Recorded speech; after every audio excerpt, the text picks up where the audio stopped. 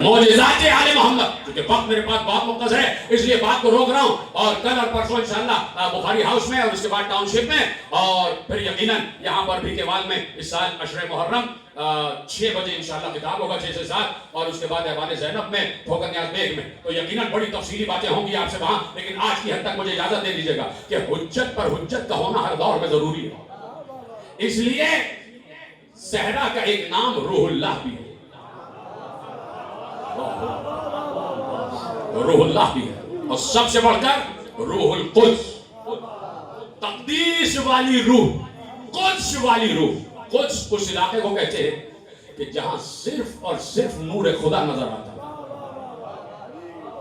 چلیے ختم کر دیتا ہوں بات، کبھی کبھی معرفت کی بات بھی سنا کریں۔ تو حجت پر حجت ہر دور میں، اور میں کیا عرض کر رہا ہوں کہ اتنے فضائل، اتنے معجزات، اتنے معجزات، اتنے معجزات کہ بھرے پڑے تھے معجزات، سینہ بسینہ آ رہے تھے، کتابوں میں لکھے ہوئے تھے، لیکن بہت سے معجزات ضائع ہو گئے، بہت سی چیزیں، بہت سی کتابیں جلا دی گئی، بہت سی کتابیں دریا برد ہو گئی، لیکن اس کے بعد 1400 برس سے آج بھی فضائل علی کے سمندر کی گہرائی تک کوئی پہنچ نہیں سکا۔ فضائل علی کے سمندر کی گہرائی تک کوئی نہیں پہنچ سکا۔ ہر بار کچھ نہ کچھ نیا، کچھ نہ کچھ نیا، کچھ نہ کچھ نیا۔ اب ہے آپ کا امتحان، اور تقریر یہاں سے بالکل آخری مرحلے میں داخل ہو رہی ہے، صرف اس لیے زحمت دی ہے کہ کچھ نہ کچھ نیا۔ اور قرآن بھی علی کی محبت کی باتیں جب کرتا ہے تو چپ نہیں رہتا۔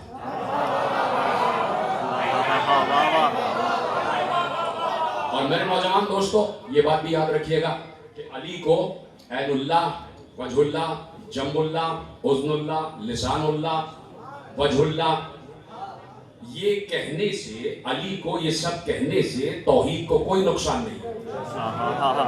عقیدہ توحید خراب نہیں ہوتا اگر علی کو وجہ اللہ، عین اللہ، لسان اللہ، جنب اللہ، اذن اللہ کہا جائے۔ اگر علی کو یہ سب نہ کہا جائے تو توحید خطرے میں آتی ہے۔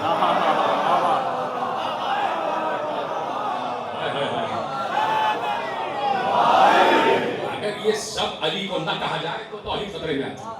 دیکھیے سجاد بخاری صاحب تشریف فرمائیں، اور قبلہ مہدی شاہ صاحب تشریف فرما ہیں، اور تمام بزرگ تشریف فرمائیں، خدا سب کو سلامت رکھے، اور جتنے بھی حضرات تشریف فرمائیں خدا سب کی حیات میں اضافہ کرے۔ میں آپ کی خدمت میں جملہ کہہ دیتا ہوں کہ اگر یہ سب علی کو نہ کہا تب وجود توحید خطرے میں آ جاتا، اس لیے کہ اگر علی کو وجہ اللہ نہیں کہو گے تو پھر اللہ کا کوئی چہرہ دکھانا پڑے گا۔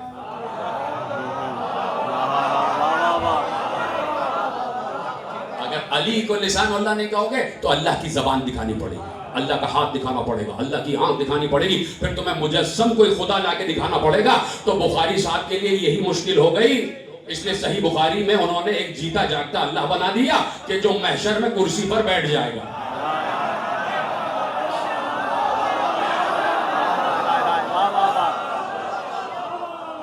کیوں؟ اس لیے کہ علی کو وجہ اللہ، لسان اللہ، عین اللہ، جنب اللہ نہیں مانا، تو اب اللہ کا پورا وجود، اللہ کا پورا جسم دکھانا پڑ جائے گا۔ تو علی کے فضائل بقا و تحفظ توحید کا سبب ہے۔ علی کے فضائل پڑھے اس لیے جاتے ہیں کہ توحید کی بقا کا سبب ہو، توحید کی بقا کا سبب ہو۔ بڑی تیاری کے ساتھ ایک جملہ دینے جا رہا ہوں، جملہ میرے پاس محفوظ ہے لیکن پہلے تیاری کراؤں۔ یہ جملہ بھی آپ کا سنا ہوا ہے کہ علی نے بھری بزم میں کہا تھا کہ پورا قرآن میری مدح میں نازل ہوا ہے، یاد ہے نا؟ پورا کا پورا قرآن میری مدح میں نازل ہوا ہے، علی کہہ رہے پورا قرآن میری مدح میں نازل ہوا ہے۔ کسی دل جلے نے کہا اس میں تو عذاب کی آیتیں بھی ہیں، تو علی نے کہا وہ بھی میرے ہی دشمنوں کے لیے ہے۔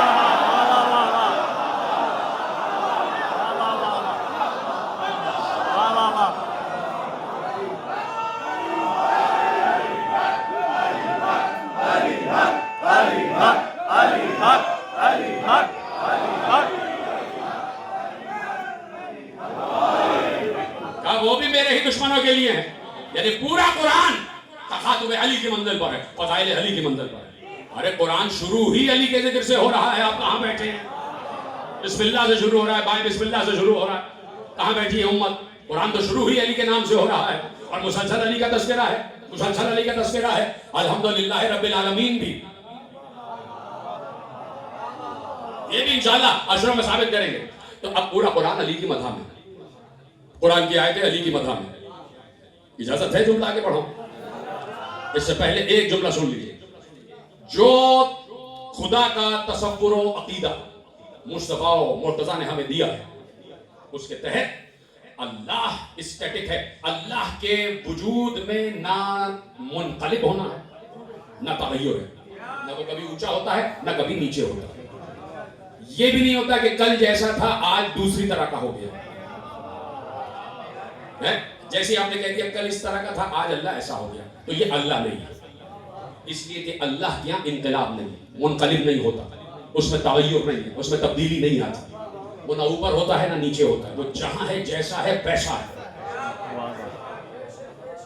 टाइम मेरे पास कम है, नहीं तो इसी पर मैं बात आगे बढ़ाता। वो जहां है जैसा है वैसा है, उसमें तब्दीली नहीं होती, उसमें तग़य्युर नहीं होता, उसमें इनकलाब नहीं होता कि कल ऐसा था आज ऐसा हो गया, कल कम था आज बढ़ गया, ऐसा नहीं है। मान ली ना बात, सबने पढ़ी हुई है तौहीद। अब मैं आपसे एक आयत आपके हवाले करता हूँ। सूरह मुबारक रहमान में अल्लाह ने इरशाद फरमाया, कुल्ला यौमिन हुवा फी शान। हर रोज अल्लाह की एक नई शान है। हाय हाय हाय। अभी तो मैंने लफ्ज़ अल्लाह लगाया, आयत में लफ्ज़ अल्लाह नहीं है। कुल्ला यौमिन हुवा, हुवा को आप कहते हैं हु, कुल्ला यौमिन हुवा फी शान। हर रोज उसकी एक नई शान है, हर रोज उसकी एक नई शान है। तो दस्ते अदब जोड़ के अपने दौर के मुफ्तियों से, अपने दौर के माहिराने तौहीद से, अपने दौर के शरीयत निगारों से, अपने दौर के फतवा साजों से ये अर्ज करना चाहता हूँ कि अल्लाह क्या कल कम शान का था जो आज उसकी एक नई शान हो गई?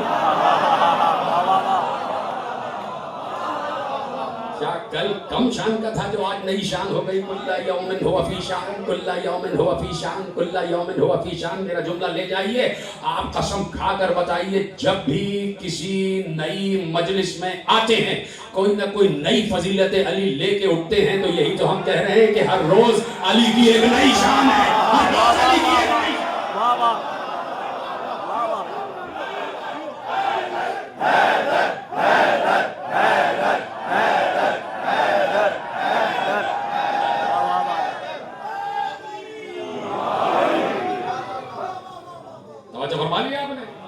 हर मजलिस में कोई ना कोई नई फजीलत अली, कोई ना कोई फजीलत अली का नया रुख।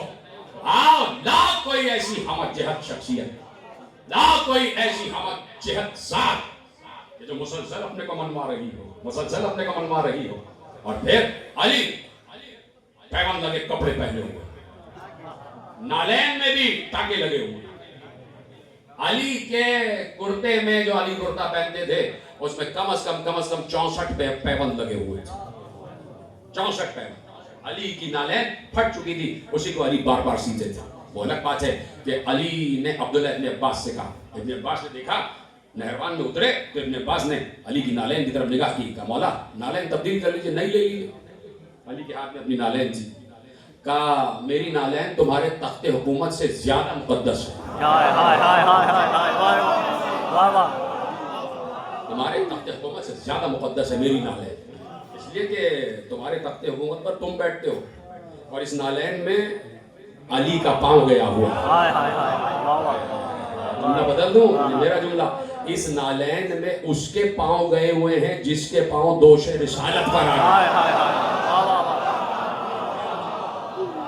जिसके कदम दोषे रिसालत पर आ गए। इसलिए अली ने बताया कि ये दुनिया, जिसको हम 3 मरतबा तलाक दे चुके, तो बस हर इमाम ने यही कोशिश की कि बस रिज़ाए परवरदिगार का तहफ़्फ़ुज़ हो जाए। जो मर्जी शब हिजरत हमारे दादा अली ने खरीदी थी, उस मर्जी का मालिक है हसन मुश्तबा भी, हुसैन इब्न अली भी, और उसी मर्जी खुदा का मालिक है मेरा 7वां इमाम, इमाम मूसी काज़िम, जिसके आज शबीह ताबूत उठाने के लिए आप बैठे हैं। इतना बुलंद बाबुल हवाइज, इतना बुलंद बाबुल मुराद, मुरादों का दरवाजा। क्यों? इसलिए कि बड़ी मुसीबतें सही हैं मेरे मौला मूसी काज़िम ने, बड़े मसाइब सही हैं मेरे मौला मूसी काज़िम ने। देखिए सैयद सज्जाद भी कैद रहे, हथकड़ी और बेड़ियों में कैद रहे, इमाम मूसी काज़िम भी कैद रहे, लेकिन यकीनन इमाम मूसी काज़िम और सैयद सज्जाद की कैद में कुछ फ़र्क तो है। इमाम मूसी काज़िम से ज़्यादा सख्त इस हवाले से सैयद सज्जाद की कैद हो जाती है کہ سید سجاد کے ساتھ مائیں بہنیں بھی قید رہی، چھوٹی بہن بھی قید رہی، اور ادھر موسی کاظم تنے تنہا۔ یہ کوئی گڑھی بھی بات نہیں ہے میرے عزیزوں، کبھی تصور کیا کرو آنکھ بند کر کے کہ پاؤں پھیلا کے بیٹھنے تک کی جگہ نہیں تھی۔ سنے ہیں آپ نے مسائل سنے ہیں، لیکن ہر وقت ہر دم جب ذکر آل محمد ہوتا ہے لگتا ہے مسائل تازہ ہو گئے۔ اسی موسی کاظم کا جنازہ آج کاظمین میں بھی شبیہ جنازہ اٹھی ہے۔ آپ نے دیکھا ہوگا کروڑوں لوگ تھے جو تڑپ رہے تھے کہ جنازے کو کاندھا دے دیں، جنازے کو کاندھا دے دیں۔ آپ نے دیکھا ہوگا کہ جنازے پہ ایک زنجیر بھی رکھی گئی تھی۔ آئے کہنے والوں خدا تمہیں سلامت رکھے، آئے کہہ کے رونے والوں خدا جناب سیدہ کی چادر کا سایہ تم پر سلامت رکھے، تمہارے دامن مراد کو در مقصود سے بھر دے۔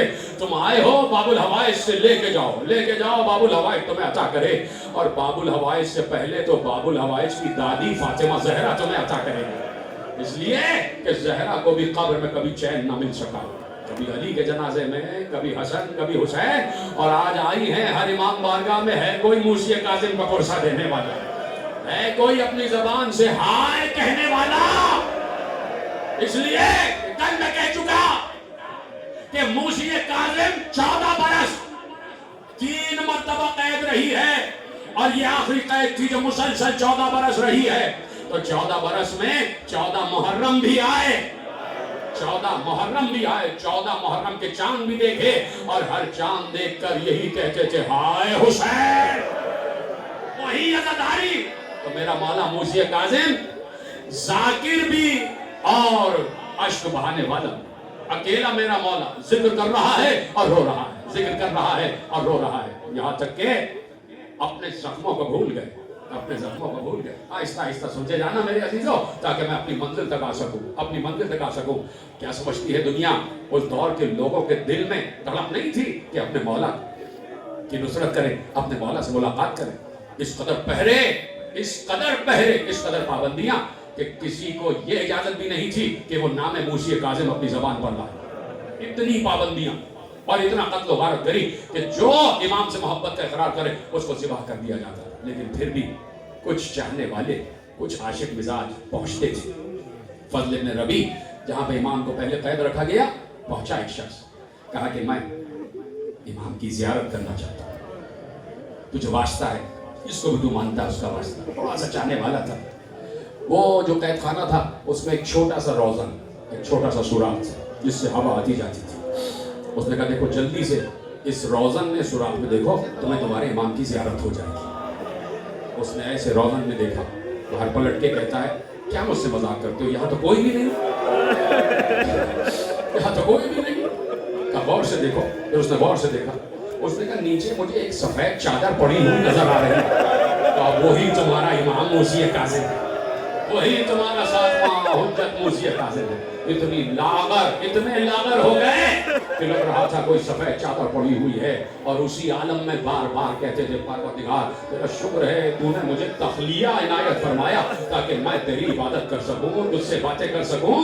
پروردگار تیرا شکر ہے کہ تو نے موسی کاظم کو تخلیہ دیا، اور اسی عالم میں کبھی اللہ کی تسبیح، کبھی اللہ کی تقدیس، مسلسل دعاؤں کی آوازیں، مسلسل تکبیرات کی آوازیں باہر آتی تھی۔ اور یہی وجہ تھی کہ انقلاب ہوتا تھا تو بار بار قید خانہ بدلا جاتا تھا۔ آخر میں وہی ہوا کہ جو ہونا تھا، جو تقدیر کائنات میں لکھا ہوا تھا۔ سندی بن شاہد کو بلایا گیا، کہا موسی کاظم کو اپنے قید خانے میں لے جا، اور خبردار کسی سے ملنے نہ دینا، خبردار کسی سے ملاقات نہ کرنا دینا۔ 14 برس میرا مولا قید میں رہا ہے، 14 برس۔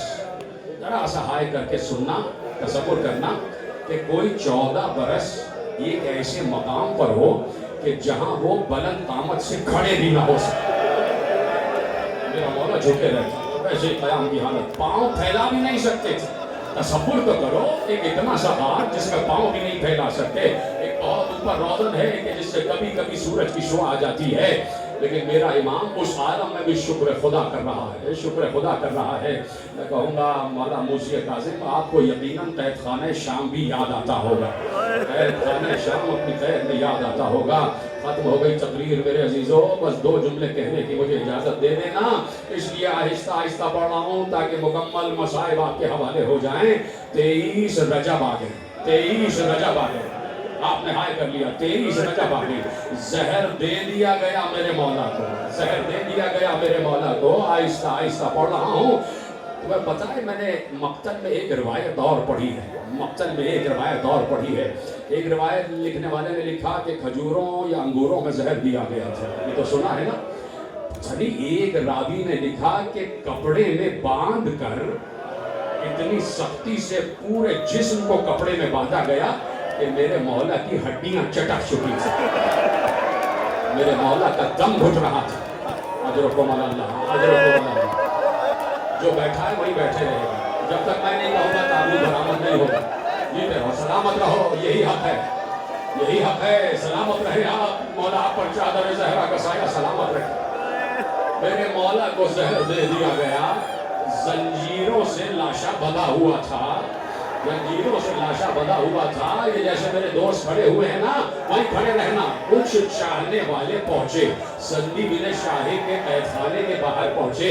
اس انتظار میں تھے کہ شاید دروازہ کھل جائے، دور سے مولا کی زیارت ہو جائے.